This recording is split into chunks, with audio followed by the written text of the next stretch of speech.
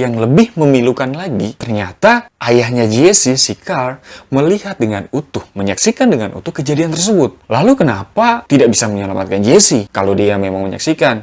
Masa dimana ketika saya duduk di kelas 5 SD, saat itu kira-kira saya berusia 11 tahun. Ada satu permainan wajib yang pasti akan selalu saya lakukan ketika saya berada di sekolah. Dan itu selalu saya mainkan ketika jam istirahat ataupun ketika jam pulang sekolah. Ya, sepak bola. Entah mau futsal, gawang mini, ataupun gawang besar, cuma saya suka. Dan secara general, saya yakin itu juga yang dirasakan oleh anak-anak seusia saya pada masa itu. Namun, pernahkah kalian bayangkan jika kalian udah penuh dengan semangat ingin berangkat ke sekolah nih, tapi nggak bisa sampai ke sekolah? Bahkan harus menunggu sampai 18 tahun baru kalian bisa kembali pulang ke rumah. Menunggu 18 tahun untuk bisa kembali ke rumah. Apa yang dimaksud? Oke, rilekskan posisi kalian, fokus. Mari kita bahas.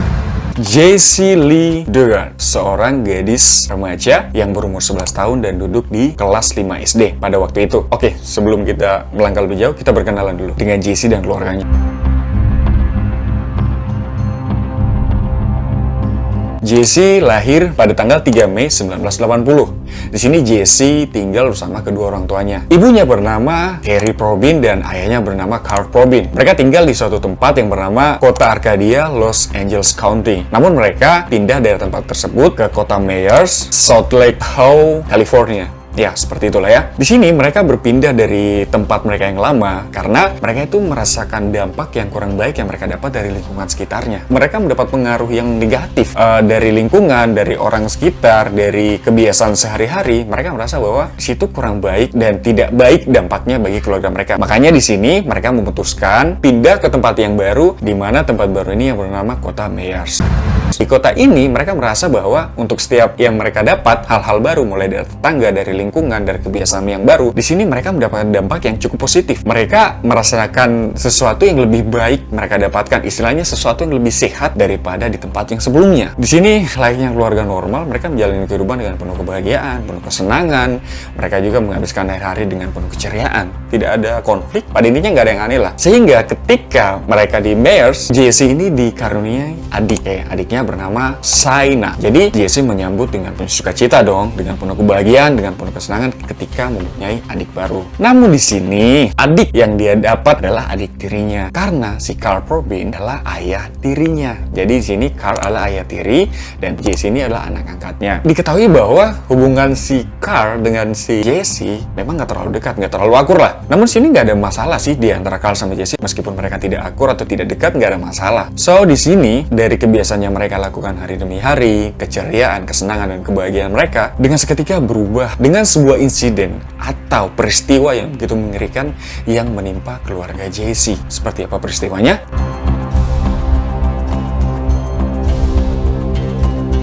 Jadi peristiwanya ini terjadi pada bulan September 1990, di mana pada saat itu si Jessie seperti biasa aktivitas yang selalu dia lakukan tiap hari. Dia bersiap-siap untuk bergegas pergi berangkat ke sekolah. Pada keseharian sebelumnya ya, Jessie selalu berangkatnya bersama dengan ibunya karena tempat tujuan mereka ketika menunggu jemputan atau angkutan, mereka tunggu di halte yang sama, namun dengan angkutan yang berbeda. Kenapa angkutan yang berbeda? Karena si ibu Jessie, si Terry, dia menunggu jemputan bus umum karena dia selalu berpergian untuk bekerja menggunakan bus umum. Sedangkan si Jessie di halte yang sama, dia menunggu bus jemputannya itu bus sekolahnya. Seperti itu. Biasanya sih mereka pergi barengan. Namun di sini karena kemungkinan ibunya Jessie ada pekerjaan yang harus diselesaikan lebih awal, otomatis dia pergi lebih pagi. Sehingga pada waktu itu si Jessie pergi belakangan seperti itu. Jessie udah bersiap-siap, udah beres-beres, udah rapi-rapi, pamitanlah ke ayahnya si Carl untuk pergi ke sekolah. Ketika Jessie bergegas keluar dari rumah dan dalam perjalanan tidak jauh dari rumahnya sih, masih dekat. Dia dihadang oleh mobil van berwarna abu-abu. Jadi ini ibaratnya posisinya Jessie nih. Tiba-tiba ada mobil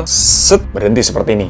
Langsung dihadang dong, otomatis membuat Jessie berhenti seketika. Dan ada seorang laki-laki dewasa menurunkan kaca mobil dan melihat ke arah Jessie. Otomatis si Jessie langsung berpikir dong. Dia berpikir dan mengira bahwa kemungkinan om ini atau bapak-bapak ini mungkin mau menanyakan alamat, atau mungkin mau menanyakan nama orang, atau bisa menanyakan nama jalan, bisa saja kan. Namun sangat disayangkan karena apa yang diperkirakan oleh Jessie semuanya itu salah. Tanpa basa-basi, laki-laki tersebut mengeluarkan senjata alat kejut listrik atau yang kita kenal dengan nama stun gun.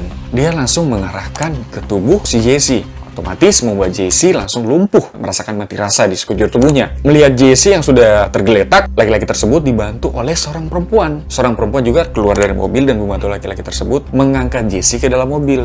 Sebelum mereka bergegas meninggalkan tempat tersebut, terlebih dahulu di sini Jesse dilucuti seluruh pakaiannya dan dibiarkan telanjang. Intinya dia dilucuti pakaiannya dan ada satu cincin ya dikenakan Jesse, cincin kupu-kupu berwarna merah muda.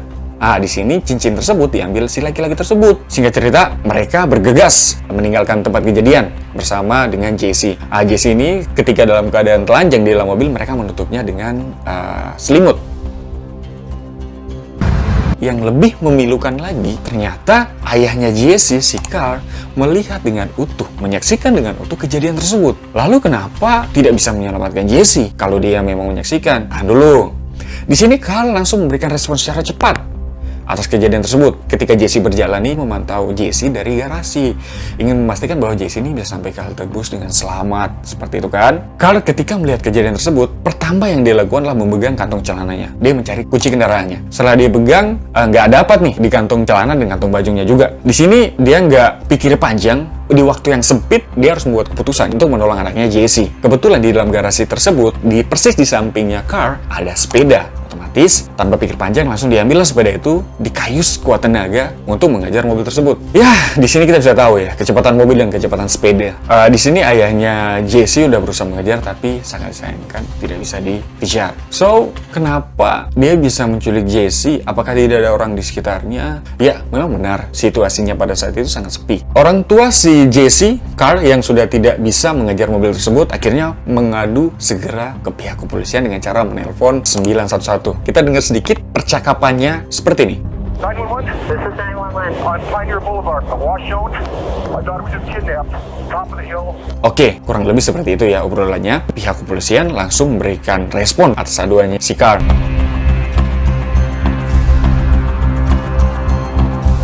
Mereka membentuk tim-tim khusus dan disebar di beberapa titik yang mereka curigai. Kemungkinan besar penculiknya pasti mengarah ke arah situ. Dan juga setelah beberapa jam pemberitaan tentang Jesse yang diculik, media lokal dan media nasional segera meliput pemberitaan tentang Jesse yang akan disebarkan di media massa dan juga media cetak, di mana ketika disebarkan, otomatis ini sangat membantu dalam proses pencarian Jesse. Oke, penyebaran berita tentang Jesse melalui media massa dan media cetak sudah berjalan. Di sini juga ibu dari Jesse, Terry, dia membentuk sebuah kelompok ya, kelompok yang bernama Jesse Hope. Jadi tujuannya dia membentuk kelompok ini adalah kelompok ini nantinya akan berfungsi menjalankan penggalangan dana, di mana dana yang akan mereka dapatkan nanti akan mereka pakai untuk membuat selebaran poster mengenai Jesse untuk disebar ya. Poster di sini berarti berisi foto Jesse dan juga pesan yang harus mereka tulis untuk pencarian Jesse. Namun bagaimana cara mereka menggalang dana? Ya, cara mereka di sini menggalang dana dengan menjual kaos-kaos oblong dan juga kaset-kaset lagu yang sering didengar oleh Jesse. Ya, bisa dikatakan kaset-kaset lagu tersebut adalah lagu-lagu kesukaan Jesse lah, seperti itu ya. Tidak sampai di situ saja, di luar dari kelompoknya Jesse Hope, ada juga sukarelawan-sukarelawan yang melibatkan diri mereka dari berbagai elemen masyarakat. Mereka melibatkan diri mereka untuk proses pencarian Jesse.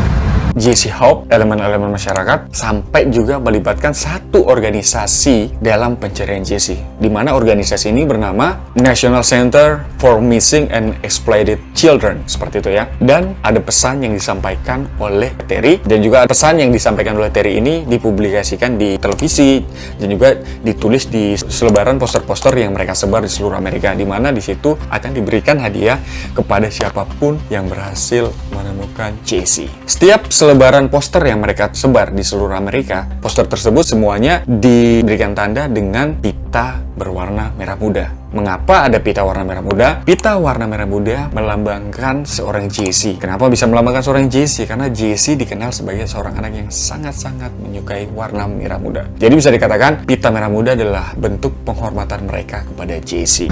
Pencarian terus dilakukan dari pihak kepolisian dengan segala bentuk mekanisme pencarian yang mereka kerjakan, dan juga dari kelompok Jesse Hope, dari organisasi, dan juga dari sukarelawan-sukarelawan dari segala bentuk elemen masyarakat. Mereka sudah melibatkan diri untuk pencarian Jesse. Namun sangat disayangkan, tidak bisa membuahkan hasil. Hingga hari berganti hari, bulan berganti bulan, tahun berganti tahun, hingga 18 tahun mereka tidak bisa menemukan Jesse. Kemungkinan besar ada beberapa yang sudah menarik diri dalam proses pencarian tersebut. Namun di sini ibunya masih belum menyerah untuk mencari selama 18 tahun itu. Selama Jesse belum ditemukan karena ibunya sangat percaya bahwa Jesse ini masih ada. Namun sebelum kita melangkah lebih jauh, di sini awal-awal ketika Jesse diculik, polisi mengarahkan kecurigaan mereka kepada Terry, ibunya. Mereka mencurigai bahwa Terry bersama dengan seorang pria telah menculik Jesse. Di sini yang dimaksud dengan seorang pria adalah ayah kandung dari Jesse yang bernama Ken Slayton. Jadi polisi mencurigai bahwa Ken Slayton ini dibantu oleh Terry untuk bisa menculik Jesse karena Ken Slayton ini ingin mengambil kembali anaknya. Namun di sini Terry tetap kooperatif, Ken Slayton juga tetap kooperatif. Mereka bisa diajak bersama untuk diinterogasi. Dalam proses interogasi, Ken Slayton mengatakan bahwa saya pun tidak mengetahui jika saya ini mempunyai anak dari Terry. Jika dia mengaku seperti itu, otomatis kita dapat menyimpulkan bahwa di saat mereka berpisah, Ken Slayton ini tidak menyadari bahwa si Terry ini tengah hamil anak dari Ken. Di sini juga mereka dua menjelaskan bahwa mereka menjalani hubungan asmara yang sangat singkat dan tidak terlalu lama. Seperti itu. Mereka dites atau diuji menggunakan alat pendeteksi kebohongan dan di sini mereka ternyata lulus. Dapat dinyatakan bahwa mereka memang jujur dan gak bersalah. Otomatis mereka berdua pun dilepaskan. Setelah dilepaskan itu, kemudian Terry ini justru yang lebih menggebu-gebu dalam proses pencarian dari Jesse. Hingga pada suatu ketika, polisi dipertemukan dengan sebuah momen yang akan membawa mereka atau mengantar mereka kembali ke masa 18 tahun silam dengan kasus seorang anak remaja berumur 11 tahun yang diculik yang bernama Jesse Lee Duggar. Tepatnya pada tanggal 24 Agustus 2009. Seperti apa momen yang dimaksud? Mari kita gali lebih dalam kronologisnya.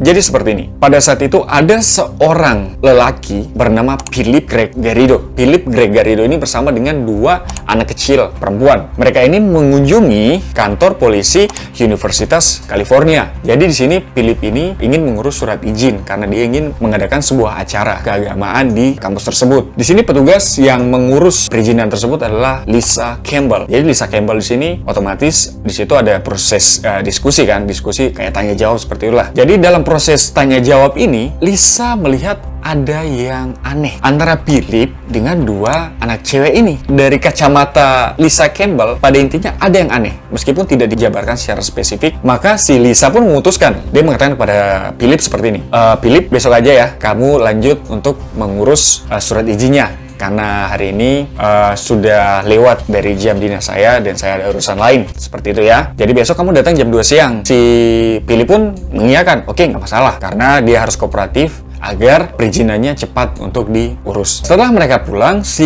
Lisa Campbell ini berdiskusi dengan rekannya, Ellie Jacob. Si Lisa ini mengatakan ke Ellie seperti ini. Tadi ada seorang yang datang kepada saya untuk mengurus surat izin untuk menyelenggarakan sebuah event. Tapi di sini laki-laki tersebut bersama dengan dua anak cewek. Tapi saya merasa ada yang ganjil ya di antara mereka. Coba kamu menggali informasi tentang laki-laki ini. Nama lengkapnya Philip Greg Garrido. Otomatis si Ellie coba membantu. Oke lah, sini saya bantu. Saya akan meriset data selengkap-lengkapnya tentang si Philip ini supaya bisa menjawab kecurigaan yang sudah kamu rasakan. Seperti itu kan? Oke, setelah dia meriset data tentang si Philip Greg Garrido, Ellie mengatakan Philip ini mempunyai catatan kriminal. Dia adalah seorang dengan status bebas bersyarat. Kasus yang menjerat dia adalah penculikan, penyalahgunaan obat-obat terlarang, dan juga pemerkosaan. Oke, si Lisa udah mendengar dong penjelasan dari si Ellie. Besok tolong temani saya, karena saya sudah membuat janji dengan si Philip ini jam 2 untuk bertemu kembali. Si Ellie di sini menyetujuinya. Singkat cerita, keesokan harinya datanglah Philip dengan kedua anak ceweknya. Anak cewek tersebut.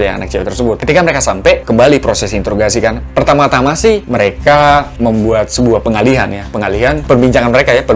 Mereka coba fokuskan ke perizinan dari si Philip untuk event keagamaan yang akan dia selenggarakan. Akan tetapi, seiring berjalannya menit, mereka membelokkan fokus mereka ke kedua anak tersebut untuk bisa mengetahui data yang selengkap-lengkapnya mengenai kedua anak tersebut.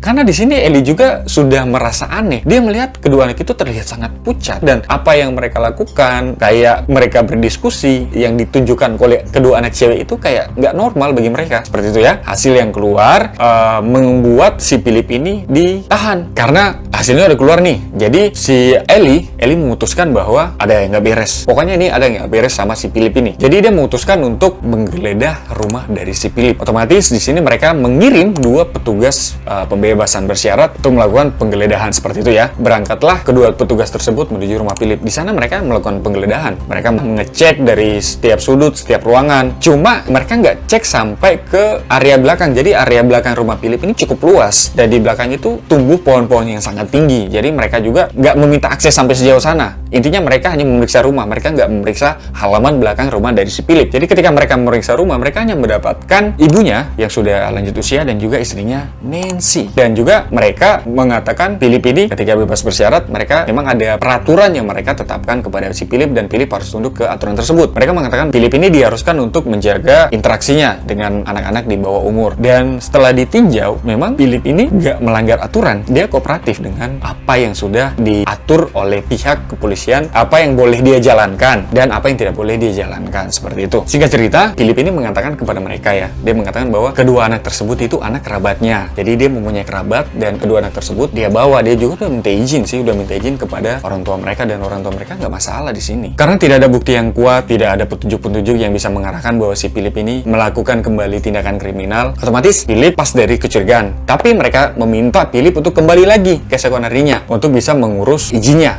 Hingga tiba keesokan harinya pada tanggal 26 Agustus 2009, Philip ini datang lagi. Dia datang di sini bersama istrinya, si Nancy, dan juga dia membawa ibu dari kedua anak tersebut yang bernama Alisa. Di sini polisi membuat sebuah rencana. Oke, mereka dipisahkan. Jadi proses interogasi kembali. Philip bersama Nancy, si Alisa bersama dengan kedua putrinya. Kita fokus ke Alisa dan kedua putrinya. Di sini ada interogasi dong dari pihak kepolisian. Mereka bertanya-tanya ke Alisa. Untuk awal-awalnya sih, Alisa menjawab semuanya dengan normal, dengan tingkat emosi yang stabil, dan dia sangat kooperatif, bisa diajak kerjasama lah. Di sini kan polisi menjelaskan kepada Alisa nih, dia mengatakan bahwa si Philip ini kan mempunyai catatan kriminal. Kamu tidak khawatir dengan anak kamu ketika bergaul dengan dia? Dia mengatakan nggak masalah. Dia itu sudah menunjukkan perubahan perilaku untuk menuju ke arah yang lebih baik. Bahkan dalam proses perubahannya ini bisa membuat dia ini nantinya ke depan menjadi orang yang sukses, orang yang hebat lah. Seperti itulah penjelasan yang diberikan oleh Alisa kepada pihak kepolisian. Namun di sini pertanyaan semakin bisa dikatakan semakin tajam ya. Semakin tajam, semakin dalam mengenai kedua anak tersebut yang diminta keterangannya lewat Alisa. Namun Alisa di sini kok merasa gelisah dengan pertanyaan-pertanyaan yang terus dicecarkan ke dia. Dia semakin gelisah dan sudah mulai terlihat bingung. Ya, sampai Alisa pun mengatakan seperti ini. Mengapa dia ditanya-tanya terus? Apa tujuannya dia nih diinterogasi seperti itu? Pada akhirnya polisi mendapatkan sebuah kebenaran. Kebenaran yang sangat mencengangkan. Kebenaran yang sangat menggemparkan. Setelah proses interogasi itu selesai, secara tiba-tiba Philip membuat pengakuan telah menculik dan memperkosa Nya di sini siapa? Ditujukan kemana? Oke, masih tetap fokus kan? Masih tetap fokus? Kalian mungkin bertanya-tanya lagi. Philip, Nancy, Alisa, kedua anak tersebut. Di sini apa hubungannya dengan Jesse? Iya kan? Gak ada petunjuk atau pembahasan mengenai Jesse. So, bukti apa yang mereka dapat untuk bisa mengungkap kebenaran tentang Jesse? Oke, sabar. Tetap buat posisi kalian rileks. Mari kita kaitkan satu demi satu. Kita pertama-tama ke Philip Greg Garrido, seseorang yang lahir pada tanggal 5 April 1951 di Pittsburgh, California. Di sini dia mempunyai pekerjaan menjadi seorang penginjil dan dia juga lulus dari sekolah menengah Liberty High School pada tahun 1969. Itu tentang Philip Greg Garrido. Sekarang kita bahas tentang Nancy. Nama lengkapnya adalah Nancy Garrido karena dia memakai nama belakang dari suaminya. Nancy lahir pada 18 Juli 1955 di Seguin, Texas. Si Nancy bekerja sebagai seorang perawat. Dia adalah istri kedua dari si Philip. Berarti si Philip mempunyai istri pertama dong. Sebelum kita bahas tentang Alisa dan kedua anak tersebut, di sini kita akan mengetahui dulu apa yang dimaksud dengan pernyataan dari si Philip yang mengatakan bahwa memang benar saya telah menculik dan memperkosanya. Seperti itu ya. Yang dimaksud dengan si Philip adalah Jesse Lee Duggar. Di sini dia adalah pelaku utama. Si istrinya Nancy hanya membantu. Oke, masih belum ada titik terang tentang Jesse. Kita masuk sekarang kepada Alisa. Siapa Alisa? Alisa adalah si Jesse Lee Lee Dugard. Jadi si Alisa ini adalah Jessie Lee Dugard, seorang anak yang diculik pada waktu 18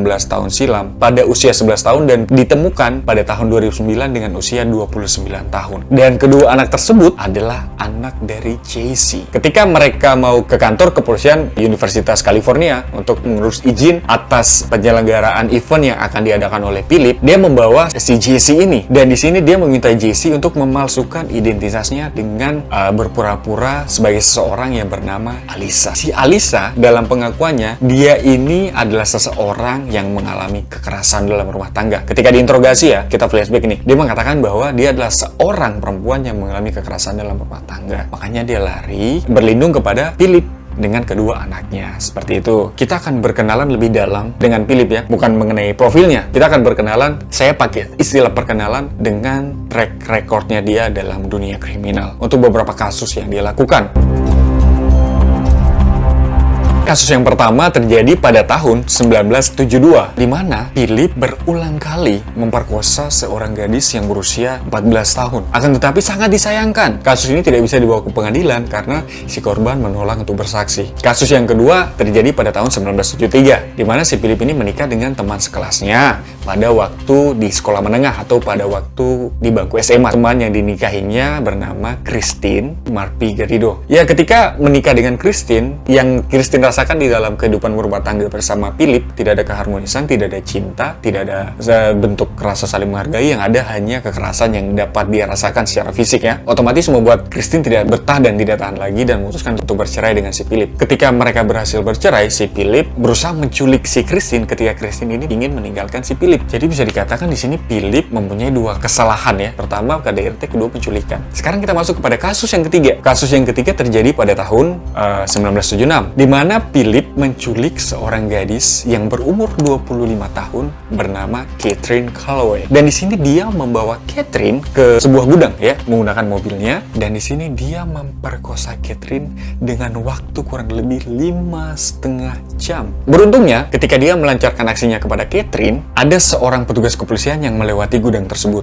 Ketika lewat, dia lihat nih, kok ada mobil parkir di depan gudang. Sebenarnya sih nggak terlalu aneh ya ketika mobil parkir, tapi di sini yang membuat dia curiga ketika dia melihat gembok dari gudang tersebut itu rusak, kayak ada usaha untuk merusak gitu. Jadi dia mulai curiga kan, otomatis dia melakukan pemeriksaan. Nah, digedor-gedor lah tuh pintu gudang, dibuka oleh si Philip. Ketika Philip membuka, si Catherine lari dan memeluk petugas tersebut dan meminta pertolongan. Dengan sekejap bukti nyata sudah ada, Philip ditangkap dan segera dibawa ke kantor polisi untuk diadili, untuk mempertanggungjawabkan perbuatannya. Jadi di sini Philip mau menuju proses hukum atas perbuatannya yang dia lakukan kepada Catherine. Dia diperiksa terlebih dahulu kejiwaan dan kesehatannya oleh beberapa ahli saraf dan juga seorang psikiater. Pemeriksaan pertama melalui psikiater. Psikiater mengatakan bahwa Philip ini sudah sangat-sangat kronis ketergantungan yang dia alami terhadap narkoba. Jadi kecanduannya dia terhadap obat-obat terlarang itu sudah membuat dia itu kayak gak bisa lepas. Untuk alasan apapun, untuk hal apapun, untuk keadaan apapun, gak akan pernah bisa dia lepaskan. Maka dia meminta untuk ahli saraf memeriksa lebih lanjut. Ketika ahli saraf memeriksa lebih lanjut, ahli saraf dapat menyimpulkan bahwa untuk setiap tindakan kekerasan seksual yang dilakukan oleh si Philip itu diakibatkan dari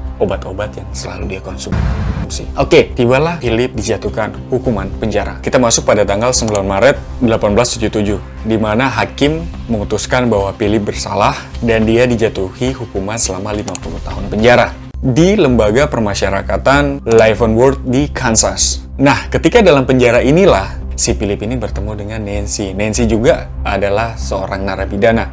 Namun di sini tidak ada ulasan secara spesifik juga mengenai si Nancy ini, apakah kasus kriminal yang dia lakukan sampai dia bisa masuk ke dalam penjara. Dan mereka akhirnya jatuh cinta. Setelah jatuh cinta, mereka di sini melangsungkan pernikahan pada tanggal 5 Oktober 1981. 5 Oktober 1981, mereka resmi untuk menikah.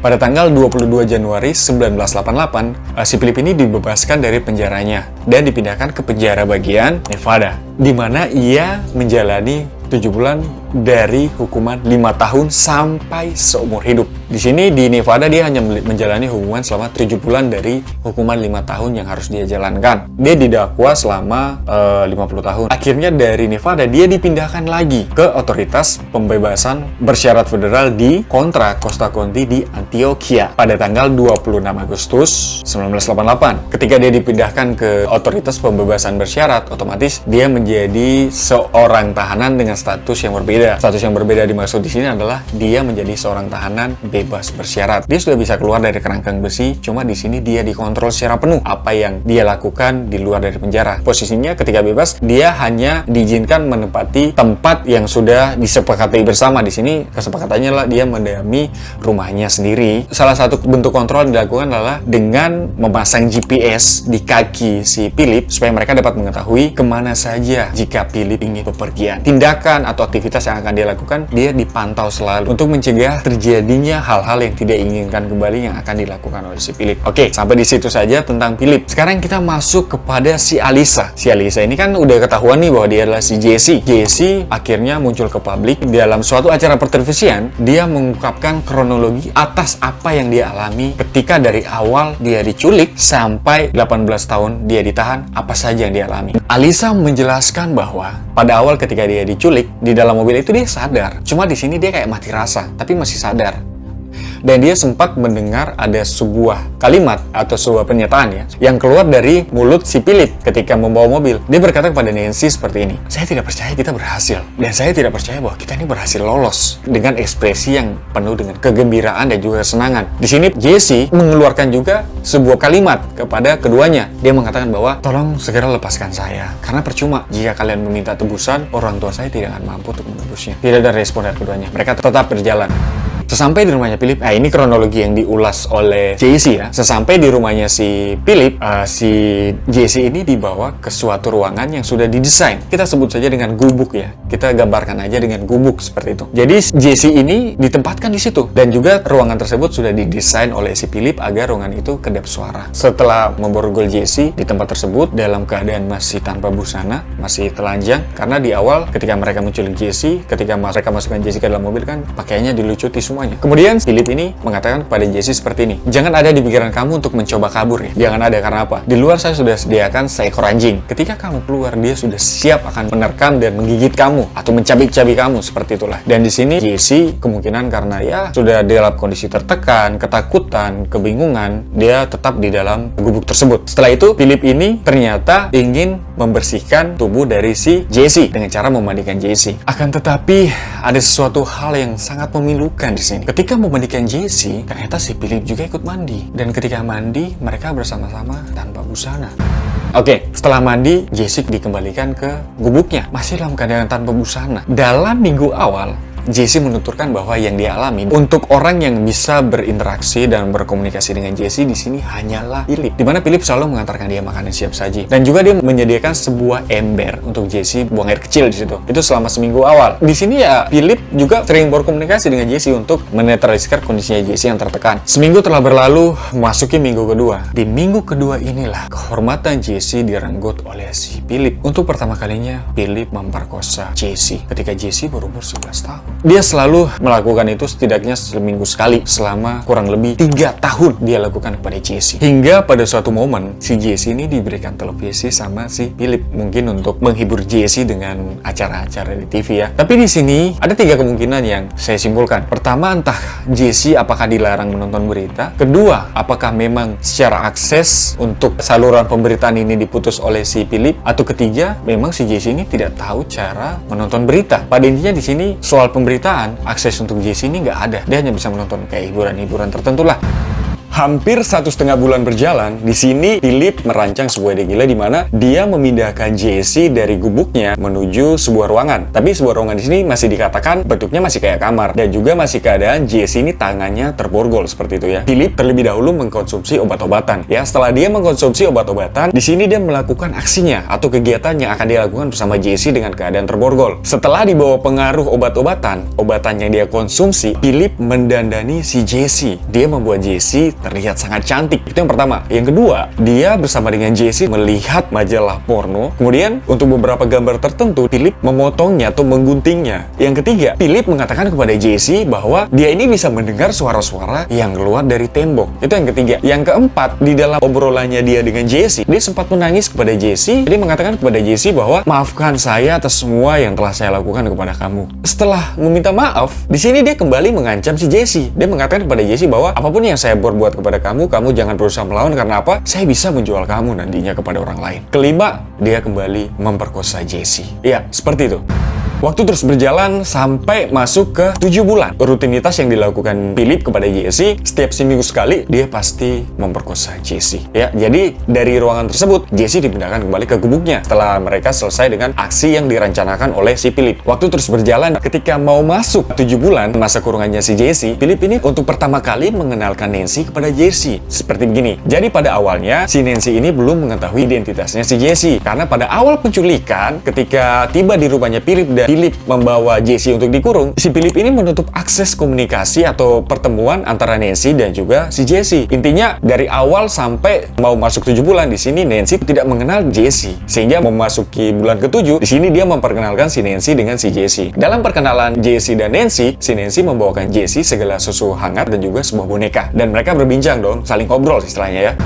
Oke, obrolan mereka sampai di situ, si Nancy dan juga Jesse, perkenalannya mereka ya. Sekian pertemuan mereka yang singkat. Setelah itu, waktu kembali berjalan, akses untuk Nancy ketemu si Jesse ini sudah dibuka oleh Philip. Tapi setelah waktu berjalan, kecurigaan dari Jesse ini terbukti di mana Nancy ini yang pada awalnya ketika ketemu, ya ketika bertemu dengan si Jesse dan perkenalan dan mereka berbicara, tiba-tiba meluapkan amarahnya kepada si Jesse. Dia marah-marah dan mengatakan kepada Jesse bahwa gara-gara Jesse, segala bentuk waktu dan perhatian itu lebih banyak dicurahkan suaminya ini kepada si Jesse daripada ke dia, istrinya sendiri. Selain marah-marah, Jesse juga mendapatkan kekerasan secara fisik dari si Nancy. Tapi pada suatu ketika, ada sebuah momen di mana si Philip ini ditahan lagi di dalam sel karena dia terbukti kembali mengkonsumsi narkoba. Ketika dia ditahan, di sini tidak ada ulasan kapan dia ditangkap dan ditahan. Tapi ada suatu momen dia kembali ditahan. Dan di sini ya yang mengganti peran di si Philip untuk mengurus Jesse ya si Nancy. Disinilah Nancy sering lagi melakukan kekerasan secara fisik kepada Jesse. Pokoknya dia kesal lah.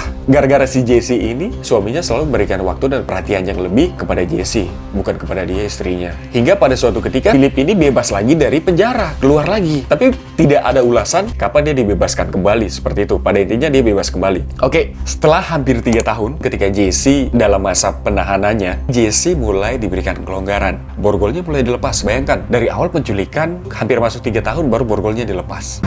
Meskipun dilepas, dia masih tetap harus di dalam kamarnya, tidak boleh keluar. Betapa tersiksa, betapa tertekannya dia, dan betapa stresnya dia. Seperti itu, oke?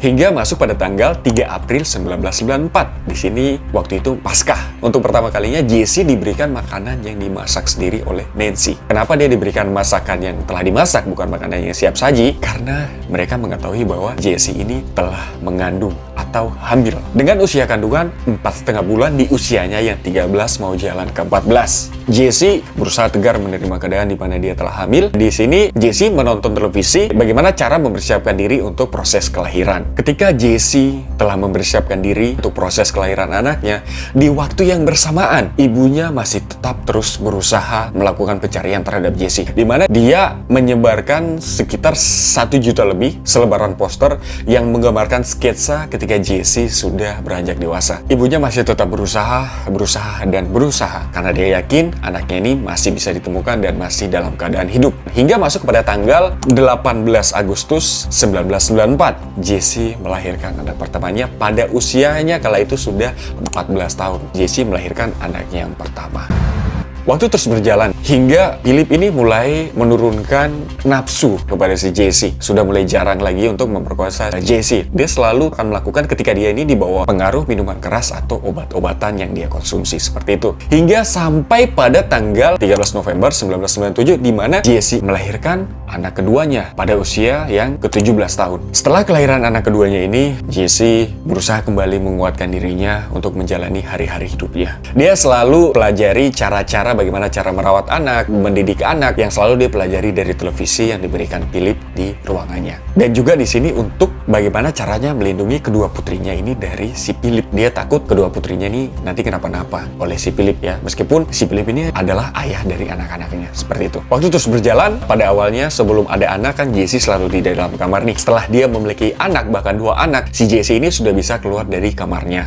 Hingga pada suatu titik Nancy ini sangat-sangat merasa tertekan dan juga sangat-sangat merasa frustasi dengan tekanan yang dialami. Kenapa seperti itu? Begini, dikarenakan si Jesse ini sudah mempunyai 2 anak dari Philip, otomatis Philip lebih-lebih lagi memberikan perhatian dan juga waktu kepada Jesse dan kedua anaknya. Dan dia sebagai istri sahnya diabaikan seperti itu. Dia diabaikan dan ditelantarkan lah. Sehingga terjadilah konflik atau pertengkaran antara si Nancy dan juga si Philip. Setelah terjadi pertengkaran di antara mereka, si Philip ini segera meminta bantuan kepada Jesse. Dia mengatakan kepada Jesse seperti ini, "Tolong tenangkan istri saya, tolong didik anak kamu untuk bisa memanggil istri saya dengan sebutan ibu, dan kamu juga harus memanggilnya sebagai seorang ibu, dan juga tolong didik anak kamu untuk bisa memanggil kamu dengan sebutan kakak."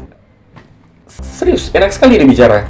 Waktu terus bergulir, di sini Philip akhirnya memberikan ruang atau space yang lebih besar kepada si Jesse untuk bisa berinteraksi ataupun berkomunikasi dengan dunia luar. Di mana di sini Philip diketahui bahwa dia mengoperasikan sebuah toko percetakan, dan di sini dia memperkerjakan si Jesse, di mana Jesse ditugaskan menjadi seorang pekerja desain grafis. Seperti itu. Jadi ya di sini Jesse ini berkomunikasi dengan banyak orang. Bisa bertemu, bisa dia melalui telepon, bisa pertemuan secara langsung. Oke. Jadi kurang lebih seperti itu. Selama 18 tahun waktu yang dilalui Jesse itu dalam 3 tahun pertama dia dalam masih keadaan di borgol. Setelah itu setelah mempunyai 2 anak, dia mulai diberikan ruang lebih besar oleh Philip untuk bisa berkomunikasi dan berinteraksi dengan dunia luar dengan bekerja di toko percetakan yang dioperasikan oleh si Philip. Jadi kurang lebih selama 18 tahun itulah yang dia lakukan. Itulah ulasan juga yang diberikan si Jesse kepada acara pertelevisian yang ketika itu dia diundang untuk menceritakan kronologi apa saja yang dialami. Namun sini dia juga memberikan sebuah klarifikasi mengenai di mana ketika dirinya itu dicurigai menunjukkan tanda-tanda menderita sindrom Stockholm, seperti itu mungkin kalau saya tidak salah ya, sindrom Stockholm, di mana sindrom Stockholm itu sendiri dapat diartikan bahwa ketika seseorang yang diculik pada awalnya merasakan kebencian, merasakan kemarahan, sakit hati kepada si penculik, tapi seiring berjalannya waktu, rasa sakitnya atau rasa jengkelnya atau rasa kemarahannya itu bisa berubah menjadi rasa cinta dan rasa sayang kepada si penculik. Tapi di sini Jesse memberikan klarifikasi. Dia di sini mengatur siasat atau hanya memanipulasi keadaan, seolah-olah dia itu jatuh cinta atau menyayangi si Philip, supaya dia ini bisa terlepas dari segala bentuk kekerasan yang selalu dia terima dan dia alami setiap harinya ketika masih bersama Philip, seperti itu. Jadi ya seolah-olah dia ini harus bersandiwara di depan Philip dengan mengatakan dia mungkin sayang kepada dia, cinta kepada dia. Dalam hatinya sih menangis dan dia mengatakan ingin sangat-sangat ingin muntah, seperti itu ya. Oke. Nah, itulah klarifikasi yang diberikan ketika dia diwawancara dan dia mengulas kronologi tentang apa yang dia alami. Oke. Cuma di sini ada sedikit saya ingin berpendapat. Saya pribadi ingin berpendapat. Ketika momen dia diberikan ruang lebih, space lebih untuk bisa berkomunikasi dan berinteraksi dengan dunia luar, seharusnya Jesse bisa memanfaatkan momen itu untuk melarikan diri. Seharusnya ya, tapi saya yakin kenapa dia tidak mengambil tindakan tersebut, karena dia sudah memikirkan secara matang konsekuensi yang akan dialami ketika dia berusaha melarikan diri. Kemungkinan terbesar dia lebih memikirkan keselamatan kedua putrinya ketika dia berusaha melarikan diri. Nah, itu sedikit asumsi dari saya pribadi ya, ini secara pribadi. Oke, kita lanjut. Dan di sini juga ada kesaksian dari beberapa pelanggan yang ketika berinteraksi dengan si Jesse ketika Jesse ini bekerja di toko percetakannya si Philip. Salah satunya adalah seseorang yang bernama Ben Daugril. Ben di sini mengatakan dia ini sudah bertemu dengan Jesse, bahkan sudah sering komunikasi juga lewat telepon. Di sini dia mengatakan bahwa si Jesse ini seseorang yang sangat profesional dan juga dapat bekerja sangat-sangat baik, dapat memberikan pelayanan yang sangat baik kepada pelanggan.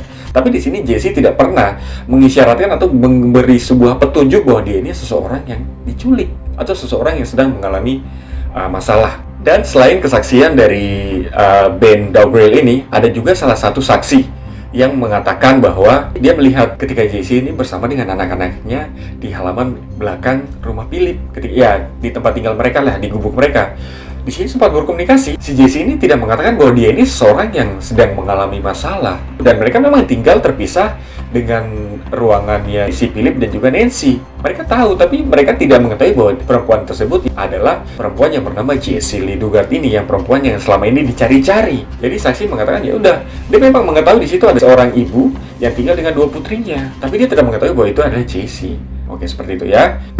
Sekarang kita fokus kembali membahas si Philip dan Nancy ketika mereka sudah ditetapkan sebagai tersangka yang telah menculik Jesse. Keduanya harus bersiap untuk menghadapi keputusan pengadilan dengan hukuman yang sudah pasti sangat sesuai dengan apa yang mereka berbuat kepada Jesse. Sebelum mereka diadili, polisi memutuskan untuk kembali menggeledah rumah dari si Philip. Mereka mencurigai si Philip ini juga adalah orang yang bertanggung jawab atas beberapa kasus hilangnya beberapa anak di bawah umur di sekitaran tempat dia tinggal. Mereka mencurigai bahwa Philip juga ini bertanggung jawab, maka mereka menggeledah. Bahkan ada satu nama yang mereka curigai juga diculik oleh Philip, anak remaja perempuan yang bernama Michaela Guerra. Michaela ini diculik pada tanggal 24 Januari 1979. Mereka mencurigai Michaela ini diculik juga oleh si Philip. Namun kecurigaan mereka tidak terbukti. Mereka tidak menemukan apa-apa di rumah si Philip. Mereka memutuskan untuk segera menyudahi investigasi mereka, penggeledahan mereka di rumah Philip. Kita masuk kepada si Philip dan si Nancy yang akan segera diadili. Pada tanggal 27 Agustus 2009, Philip diwawancarai di selnya. Dalam wawancara tersebut, ada satu pernyataan dari Philip yang mengatakan bahwa ketika si Jesse ini melahirkan kedua anaknya, dia tidak pernah menyentuh kedua anaknya dengan kekerasan. Malah di sini kedua anaknya ini selalu tidur di pangkuannya Philip. Dia juga mengatakan kelahiran dari kedua anak tersebut sangat-sangat membuat dia menjadi lebih baik lagi. Jadi sekarang kita masuk pada tanggal 28 Agustus 2009, di mana ketika diadili, si Philip ini membantah bahwa dia telah melakukan penculikan, pemerkosaan terhadap si Jesse, dan mereka tidak bisa menerima atas tuduhan yang dituduhkan kepada mereka. Kita masuk kepada tanggal 4 September 2009, kuasa hukum dari Philip meminta kepada si hakim agar si Philip ini diperiksa oleh psikiater atau psikolog. Kondisi kejiwaannya diperiksa, di mana hasilnya nanti akan disertakan di pengadilan nantinya. Kita lanjut ke tanggal 5 November 2009. Hakim meminta agar kuasa hukum si Nancy ini diganti. Si kuasa hukumnya di Nancy ini dikarenakan dicurigai si kuasa hukumnya ini telah menyembunyikan bukti, di mana bukti itu harus sudah diumumkan atau dipublikasikan. Tapi di sini dia memilih untuk menyembunyikan bukti tersebut. Sekarang kita masuk pada tanggal 12 November 2009, di mana hakim telah menunjuk penasihat hukum yang baru untuk bisa menggantikan peran dari kuasa hukum sebelumnya yang diminta hakim ini untuk diganti. Kita masuk pada tanggal 15 Desember 2009. Kuasa hukum Philip meminta banding atas kasus tersebut, sehingga persidangan dimulai lagi pada tanggal 21 Januari 2010. Hakim yang meminta kuasa hukum si Philip ini untuk diganti lagi. Kan pertama kuasa hukumnya si Nancy yang diganti, sekarang gantian kuasa hukumnya si Philip yang minta diganti oleh si hakim. Sehingga kasus akhirnya berhenti sementara. Berhentinya cukup lama, dalam rentan waktu setahun, dan kembali diselenggarakan pada tanggal 28 Februari 2011. Penasehat hukum yang baru bagi Philip sudah ditentukan kembali dan sudah bisa mewakili si Philip. Di sini, pada tanggal 28 Februari 2011, Philip dan juga Nancy telah memberikan pengakuan secara utuh dan pengakuan secara penuh atas apa yang telah mereka lakukan kepada si Jesse selama 18 tahun. Mereka menahan Jesse. Sehingga pada tanggal 7 April 2011, mereka kembali melakukan pembantahan atas setiap tuduhan yang dialamatkan kepada mereka. Prosesnya sudah panjang, semakin rumit, saling bantah, tapi pada akhirnya klimaksnya terjadi pada tanggal 2 Juni 2011. Ini adalah klimaks dari drama si Philip dan juga Nancy. Philip dan juga Nancy harus sudah siap-siap mendengar bunyi palu, maka itu adalah vonis secara mutlak yang sudah ditentukan untuk keduanya. Hakim memutuskan bahwa Philip harus menerima kurungan penjara selama 430 tahun dan juga Nancy harus menjalani hukuman penjara selama 30 tahun. Apakah menurut kalian hukuman yang mereka berdua dapatkan ini sudah pantas untuk mereka berdua? Oke, vonis telah dijatuhkan kepada si Philip dan juga si Nancy, dan pada akhirnya Jesse kembali ke pelukan kedua orang tuanya bersama dengan dua anaknya. Di sini keluarga Philip bersama dengan Jesse, keluarga mereka bersama-sama bekerja keras ya untuk bisa memulihkan kembali kondisi si Jesse dari luka atau kesakitan yang selama ini dia rasakan, dia alami selama 18 tahun. Di dalam keluarga ini, mereka semua berusaha untuk bisa membuat kondisi Jesse ini kembali menjadi manusia normal seutuhnya. Jesse juga menerbitkan 2 buku ya yang mengulas tentang kehidupannya. Di antaranya yang pertama berjudul A Stolen Life dan kedua berjudul Freedom. Untuk saudara dong semua, sekian dulu kasus yang Toh bahas. Mohon maaf untuk setiap kesalahan dalam bentuk apapun itu. Jangan lupa dukung channel ini dengan cara subscribe, like or dislike, itulah kamu hak sepenuhnya. Dan saya membutuhkan kritik dan saran, tolong lempar ke dalam kolom komentar. Dan juga jika kalian mempunyai ide-ide atau bahan cerita, segera lempar dalam kolom komentar. Atau kalian juga bisa email dengan email yang sudah tertera. Akhir kata, hormat diberi, see you next good story. God bless.